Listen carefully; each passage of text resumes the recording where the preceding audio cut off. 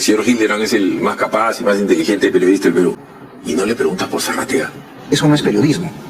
Eso es qué cosa, encubrimiento. Estos son pues también los defensores de golpistas. Pedro Castillo, que invoca a Dios cada día, que se levanta, no es comunista. De políticos y periodistas van de una vereda a otra con gracias y gallardía, en donde la ideología y los valores personales y políticos han dejado de ser un referente, ¿no? Hola a todos, ¿cómo están? Espero que muy bien. Y ahora que el golpista de Pedro Castillo finalmente ha sido sentenciado, vale la pena recordar a todos los periodistas mermeleros y encubridores, que no solamente encubrían la torpeza e ineptitud del expresidente, sino también sus delitos. Y en este video, Philly Butters, acompañado de Víctor García Toma y el abogado penalista Nelson Salazar, le dan tremenda revolcada a todos esos periodistas que para muchos son unos simples vendidos e inconscientes, como es el caso de Nicolás Lucar, César Hildebrand, Ricardo Belmont, entre otros. Este video va a estar buenísimo, así que les recomiendo verlo completo. Y ahora sí, comencemos. Y recordemos a Castillo, cuando Castillo era presidente, había gente que lo quería endulcorar. Gente que quería ser su ministro. Sí, gente que quería ser ministro del señor. Dame mi arancel, yo soy tu primer ministro, que le bajaba la cabeza. Y gente que defendía sus dislates. O sea, Castillo no ha podido probar que ha sido profesor de colegio. No hay una foto de Castillo con sus alumnos retirados del colegio. Ni una foto. Entonces Castillo le ha hecho un daño a la democracia peruana, no porque le ganó a Keiko, sino porque termina él tratando de dar un golpe de estado estúpido en donde ha tenido la suerte Castillo de que no le han hecho caso. Porque si le hacían caso se comía 34 años de cana. Entonces estos son pues también los defensores de golpistas. Veamos.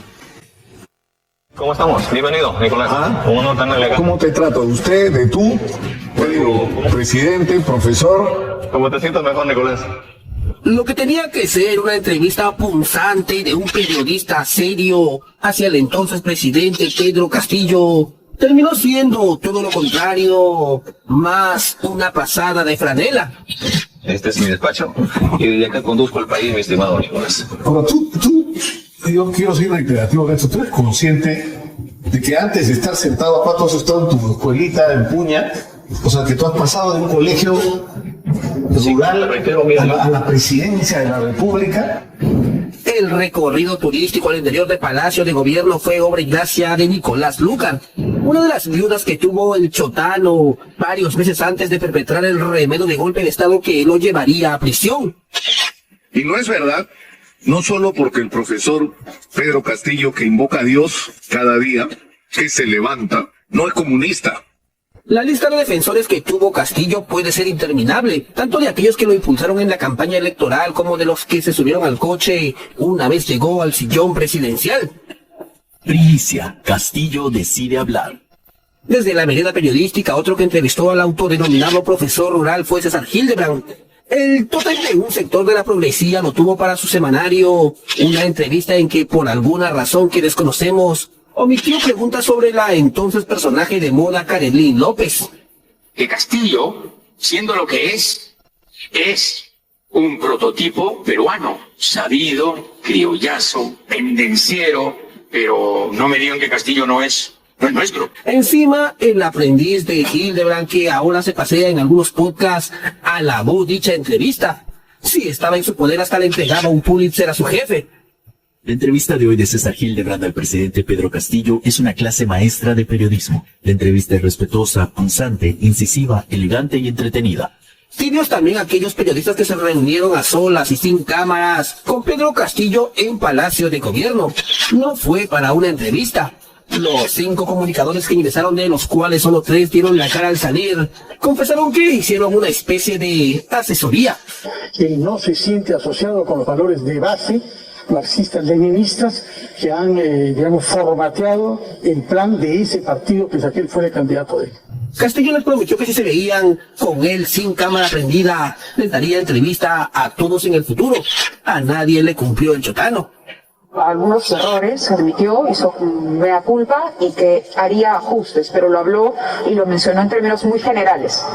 Y que luego de esos ajustes empezarían las rondas de entrevistas, como él dice, a partir del próximo año. Políticos que se arrimaron al hombre que por ese entonces no se quitaba el sombrero ni para ir al baño, también hubo varios.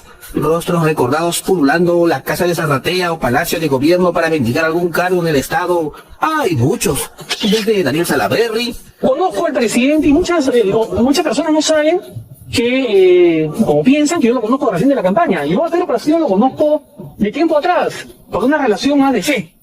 Hemos asistido a la misma iglesia. Hasta Ricardo Belmont, que por esos días se ofrecía de asesor presidencial.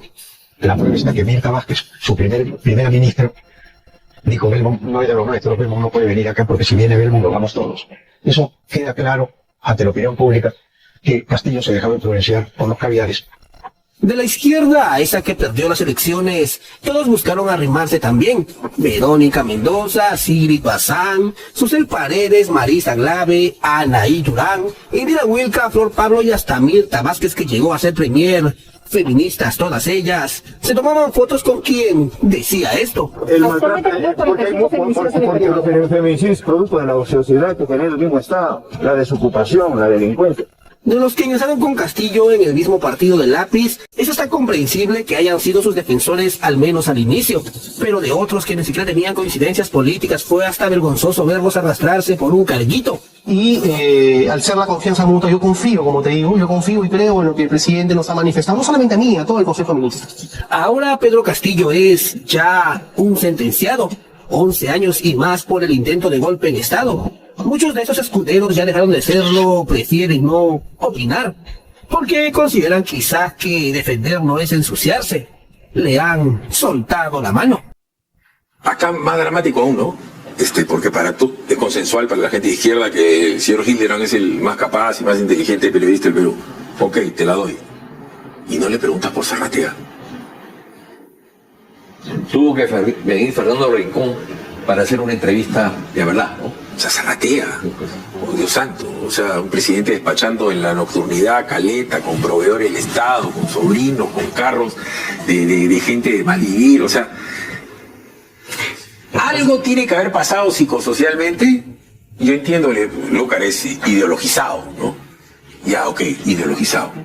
Pero ya hay pues cosas que uno no puede en determinado momento que defender. Ahí me sacan también la foto de Miguel de Castillo, ¿no? Que apareció de la nada, se convirtió en asesor de Castillo. Él y Morey. Yo de repente soy ingenuo, doctor, usted es una persona mayor que yo, o sea que algo está mal en mi cabeza para no poder entender esto. ¿Qué pasó con toda esta gente? Algo malo está pasando en el país y hace ya un par de décadas en donde la ideología y los valores personales y políticos han dejado de ser un referente, ¿no? Y vemos cómo oleadas de políticos y periodistas van de una vereda a otra con gracias y gallardía. Pero eso es lo que está pasando. Yo he conversado con Eloy Marchand. Yo lo considero una buena persona.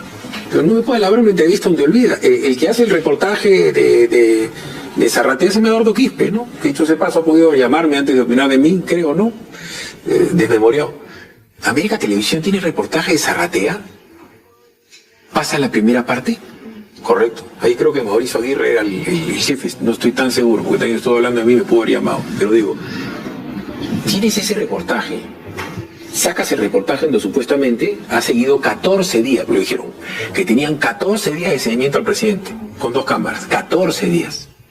Sacas el reportaje, la gente espera la segunda parte del Cuarto Poder, sale la segunda parte, insulsa, y se fueron de vacaciones. Sí. Lo que pasa es se fueron de vacaciones. Eso no es un misterio. O sea, ya, feliz Navidad. Ya pues. Eso no es información, pues. Eso no es periodismo. O sea, si uno lo valora desde el punto de vista netamente académico, científico, profesional, eso no es periodismo. Eso es qué cosa, encubrimiento. ¿Sí? Eso es protección. Eso es adulación. Cualquier de esos calificativos, pero no es periodismo, no es un trabajo profesional, porque el profesional informa, si es que es un periodista, ¿no? Como el que, por ejemplo, el abogado, el jurista, lo que hace es dar una opinión objetiva en función a su conciencia jurídica, científica, académica que ha obtenido a lo largo de su formación. Lo mismo es el periodista, pero si es que uno selecciona lo que va a sacar y en esa selección que hace encubre, eso no es un trabajo profesional. Es cualquier otra cosa, menos un trabajo profesional. En el periodismo es importante la opinión. Pero para los ciudadanos lo más importante es que no se nos contrabandee lo que es opinión de lo que es información. Factos. Entonces, los factos.